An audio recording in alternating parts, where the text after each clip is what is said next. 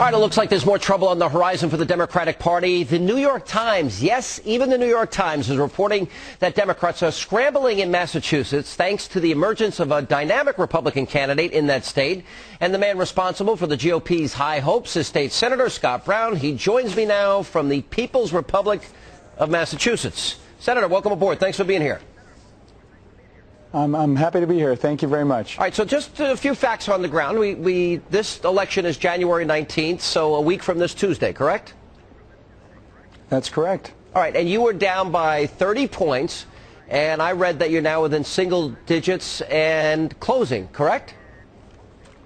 Yes, that's what we hear. We're hearing that throughout the state, that everybody is basically dissatisfied with the way things are going, not only in Massachusetts, but in Washington, and we can do better. All right, and Republicans, by the way, for those who might think, yes, Republicans could win in Massachusetts. Mitt Romney was the governor there, so it's not that unusual. You apparently have even gotten the attention of MoveOn.org, and I want to get your reaction to this, that they even recognize that this match is within the margin of error. The Cook report says it's very competitive. And this is what MoveOn.org says. A Republican victory there would be a catastrophe. Democrats would lose their 60th vote in the Senate. What does that mean for you? Well, you know, to have outside groups trying to influence or buy this election, I think, is bad for not only Massachusetts, but for the country. We've asked all outside groups to just stay away and let Martha Coakley and I debate about the differences between us, because they're very real. She wants to basically promote $2.1 trillion of extra taxation.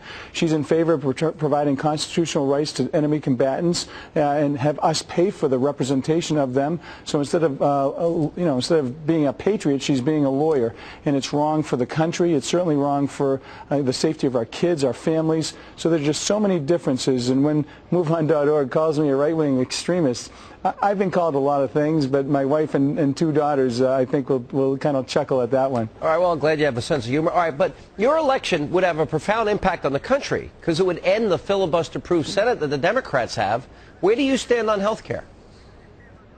Well, it's not good for Massachusetts. We already have 98% of the people insured, and we're going to cut $500 billion from Medicare, and then cut TRICARE for military people, and then have higher taxation, about $1 trillion plus to pay for it, and then we are going to subsidize what other states have failed to do. It's not good. I would be the 41st vote. I would actually stop it, and I would ask for them to go back to the drawing board, because everyone is entitled to some form of insurance. But why do we not need a one-size-fits-all? I don't understand.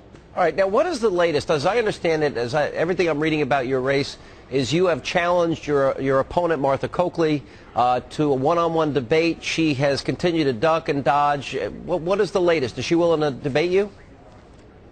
Well, I did a kind of a small debate today. We have one Monday. You know, she'll meet with President Ahmadinejad one-on-one if she wants to, and said she would, but she won't meet with me one-on-one.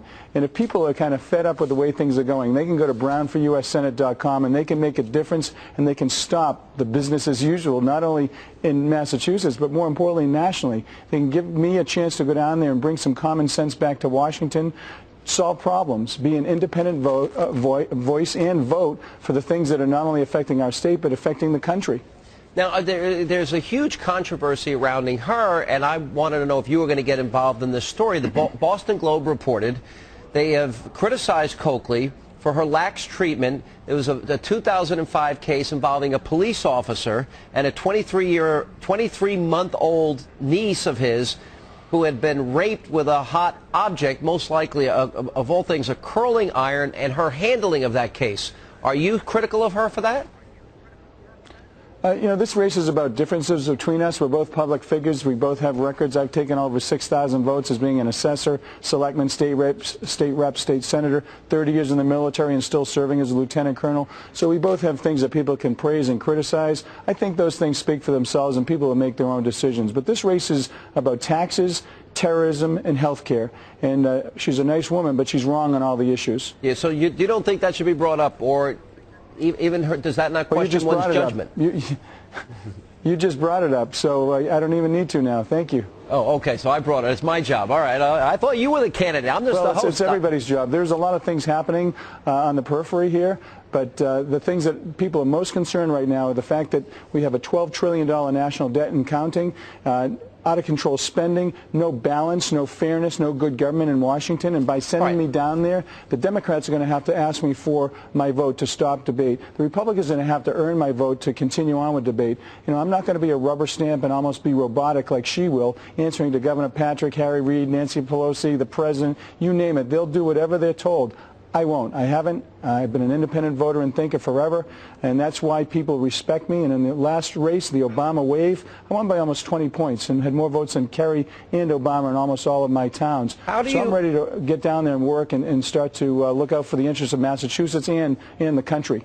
If somebody asks me how I identify myself politically, I would say I'm a Reagan conservative. How would you answer that question? How do you identify yourself politically?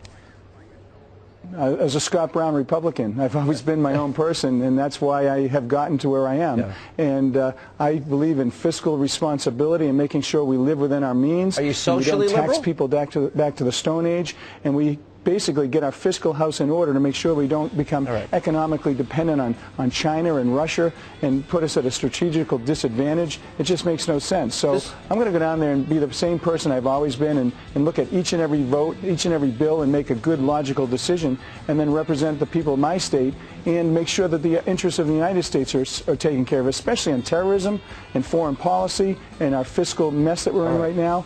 And I'm very excited to do that. If people want to, send a thunderclap around the country, then go to brownforussenate.com, learn more about me, get involved, and let's have some fun. If you win this race, it will be a political earthquake. Last question. If you were to grade Barack Obama up to this point, 1 year into his presidency, what grade would you give him? He needs some work to do. He was too slow in reacting in the recent terrorist bombing, but I'm glad he's finally talking about it. But we need to solve that problem right away for the safety of our kids and all of our families. A, B, C, D? I'm not going to give him a grade. I just want to make sure he solves the problems and keeps us safe, because we're in some serious trouble. Al-Qaeda's trying to hurt us and us and our kids, and I'm ready to go down and work to help. All right. Well, good luck. We're going to follow this race very closely. We appreciate it. Scott Brown, all the best. It's a very tight race. This could change the entire dynamic of the U.S. Senate. We'll continue to follow it. And coming up